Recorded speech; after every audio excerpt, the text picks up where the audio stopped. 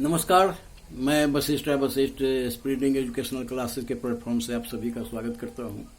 दोस्तों, आज की संक्षिप्त वीडियो में हम चर्चा करेंगे भारत के पर्यावरण नीति के बारे में।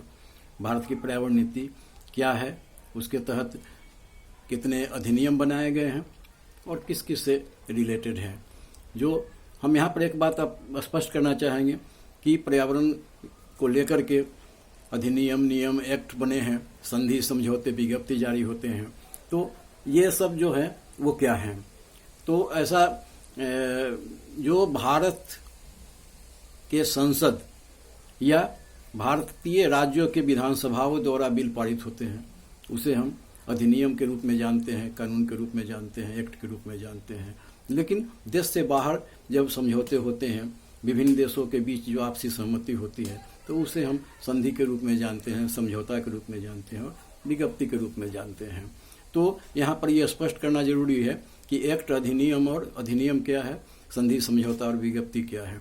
तो भारत का जो पर्यावरण नीति है, उस नीति के तहत अनेकों बार संसद से अधिनियम पास किए गए हैं। वायु प्रदूषण, जल प्रदूषण, जैव विविधता को लेकर के, वन्य प्राणी की संरक्षण को लेकर के समय समय पर ये पर्यावरण नीति तैयार किए गए हैं, जिसमें से हम 8-9 जो मुख्य पर्यावरण नीति है उस पर हम चर्चा करेंगे। अक्सर प्रतियोगी परीक्षाओं में इससे प्रश्न पूछे जाते हैं कि भारत की पर्यावरण नीति क्या है, उसके अधिनियम मुख्य कौन कौन से हैं। तो देखिए, सबसे पहला जो अधिनियम बना वो बना वन जीवन संरक्षण अधिनियम 1972। वन्य जीवन को संरक्षित करने के लिए एक अधिनियम सबसे पहले बना, जो 1972 में संसद द्वारा पास हुआ। दूसरा बना जल को से संबंधित जल प्रदूषण निवारण एवं नियंत्रण 1974। जल से संबंधित जो पहला अधिनियम बना वो 1974 में बना, फिर इसको दूसरे रूप में संशोधित करके 1977 में लाया गया। इसके बाद वन संरक्षण अधिनियम, वन की सुरक्षा के लिए एक नियम बनाया गया 1980 में, जो वन प्रदेश, वन क्षेत्र के संरक्षण की बात करता है। उसके बाद 1981 में वायु प्रदूषण से जुड़ा हुआ एक व्यापक अधिनियम बनाया गया, जिसका नाम दिया गया वायु प्रदूषण निवारण एवं नियंत्रण अधिनियम 1981।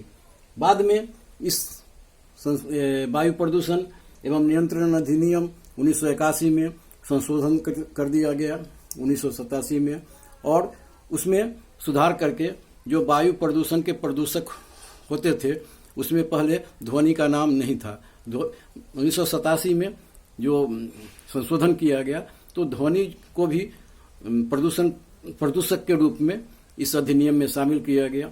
इस तरह से ध्वनि प्रदूषण नियंत्रण कानून 2000 में पास किया गया, और ये रूप था 1981 में वायु प्रदूषण में संशोधन के पश्चात। उसके बाद जो सबसे अति महत्वपूर्ण अधिनियम लाया गया है वो पर्यावरण संरक्षण अधिनियम है 1986। ये 1986 में जो पर्यावरण संरक्षण अधिनियम आया, वो असल में 1972 में स्टॉकहोम में पर्यावरण विश्व सम्मेलन मनाया गया था, जिसमें ये पर्यावरण नीति तैयार की गई थी, जो विभिन्न देशों पर, पार्टिसिपेटिंग कंट्री पर लागू होता है, और लोगों ने उसे स्वीकार किया था 5 जून 1972 को। 5 जून 1972 को स्टॉकहोम में जो विश्व पर्यावरण सम्मेलन मनाया गया था, उसी पर को संदर्भित करते हुए, उसी को ध्यान में रखते हुए भारत में पर्यावरण संरक्षण अधिनियम 1986 बनाया गया। ये अति महत्वपूर्ण अधिनियम है, और इसी के द्वारा आगे फिर अधिनियम को आधार मान करके बनाया जाने लगा।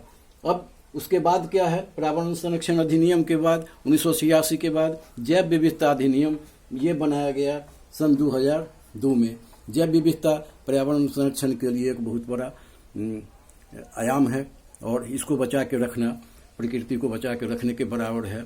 जैव की विविधता जो है लोगों के कल्याणार्थ इस्तेमाल किए जाते हैं, और अगर जैव विविधता न हो तो फिर मानव जीवन, जन जीवन सब इससे प्रभावित होता है।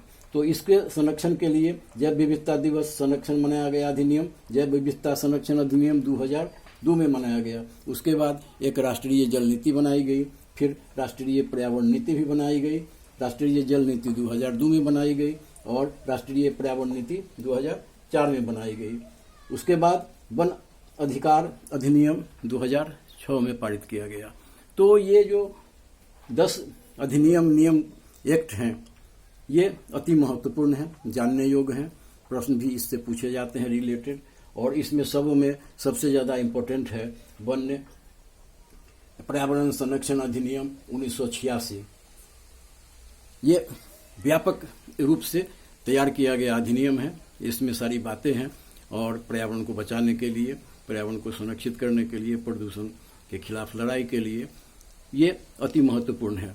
तो प्रश्न अगर पूछे भी जाते हैं तो हमें आशा है कि इन्हीं 10 अधिनियमों के बारे में पूछे जाते हैं। वैसे और भी अधिनियम है जिसका यहाँ पर चर्चा करना छोटे से वीडियो में संभव नहीं है। उसके लिए फिर कभी हम अगले वीडियो में आपके साथ उपस्थित होंगे।